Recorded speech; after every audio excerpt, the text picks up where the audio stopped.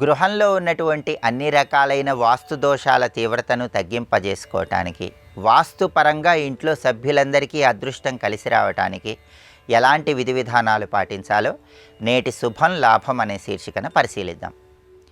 ఎవరికైనా సరే గృహంలో వాస్తుపరమైన దోషాలు ఉన్నట్లయితే అదృష్టం కలిసి రావటం ఆలస్యమవుతూ ఉంటుంది. అటువంటప్పుడు కొన్ని ప్రత్యేకమైన విధి విధానాలు పాటించాలి.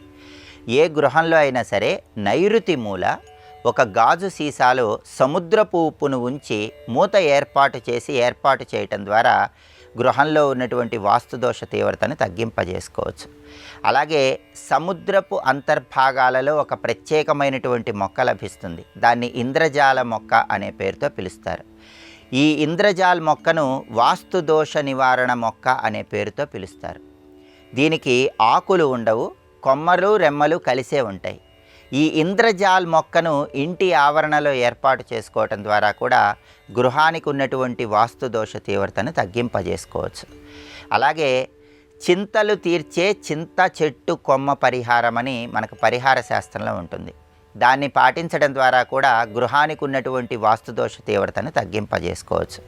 ఆ పరిహారం ఎలా చేయాలంటే, ఎప్పుడైనా సరే ఏ రోజైనా సరే రోజంతా కూడా చిత్తా నక్షత్రం ఉన్న రోజు మీకు దగ్గరలో ఉన్నటువంటి చింత చెట్టు దగ్గరకు వెళ్ళి నమస్కారం చేసుకొని ఓం చండికాయై నమో నమః అనుకుంటూ 21 ప్రదక్షిణలు చేయండి.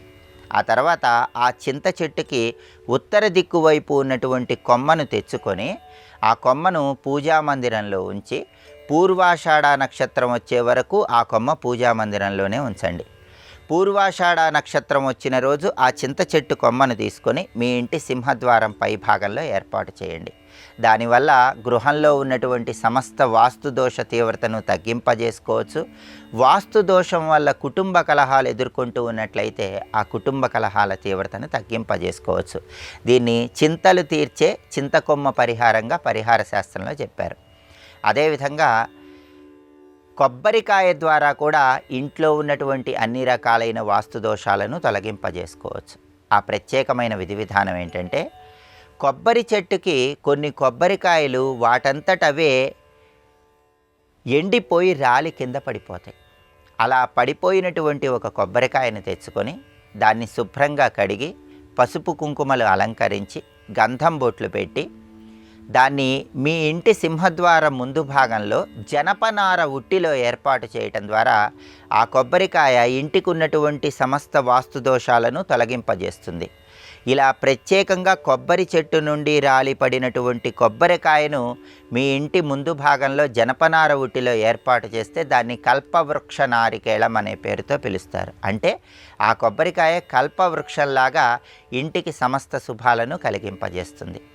అలాగే ఇంట్లో వాస్తు దోషాల వల్ల డబ్బు నిలబడకపోవటము, కుటుంబ కలహాలు ఉండటము, అనారోగ్య సమస్యలు ఉండటము, ఎప్పుడూ ఏదో ఒక మానసిక అశాంతి ఉండటం, ఇలాంటి ఇబ్బందులు ఎదుర్కొంటున్న వాళ్ళు ఎవరైనా సరే ఆ ఇబ్బందులన్నీ అధిగమించాలంటే అమావాస్య తర్వాత వచ్చేటటువంటి శనివారం రోజు కానీ, లేదా పుష్యమి నక్షత్రం ఉన్న రోజు కానీ, అనురాధ నక్షత్రం ఉన్న రోజు కానీ, ఉత్తరాభాద్ర నక్షత్రం ఉన్న రోజు కానీ ఇనుము లోహంతో చేసినటువంటి ఒక కోతి బొమ్మను గృహానికి తెచ్చుకోవాలి. అది సమస్త వాస్తు దోషాలను తొలగింపజేసే శక్తి కలిగి ఉంటుంది. సాక్షాత్తు ఆంజనేయుడి అనుగ్రహాన్ని కలిగింపజేస్తుంది.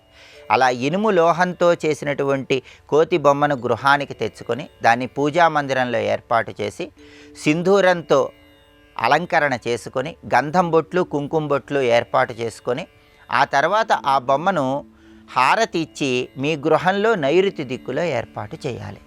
ఇలా అమావాస్య తర్వాత వచ్చే శనివారం కానీ, శని నక్షత్రాలు ఉన్న రోజు కానీ ఇనుము లోహంతో చేసిన కోతి బొమ్మకి సింధూరం బొట్లు పెట్టడము, గంధం రాయటము, హారతి ఇవ్వటం, ఇవన్నీ చేసి నైరుతి దిక్కులో ఏర్పాటు చేస్తే ఆంజనేయ స్వామి సంపూర్ణమైన అనుగ్రహం ఆ గృహంలో సభ్యులందరి మీద ప్రసరిస్తుంది. అలాగే పాపగ్రహాలైనటువంటి రాహువు, కేతువు, శని, కుజుడు ఈ గ్రహాల దోషాల వల్ల ఇబ్బందులు ఎదుర్కొంటున్న వాటన్నిటి నుంచి బయటపడటానికి ఈ పరిహారం విశేషంగా సహకరిస్తుంది. కాబట్టి గృహానికి ఉన్నటువంటి సమస్త వాస్తు దోషాలను తొలగింపజేసుకొని సమస్త శుభాలను సిద్ధింపజేసుకోవాలంటే ఈ ప్రత్యేకమైన విధి విధానాలు పాటించండి.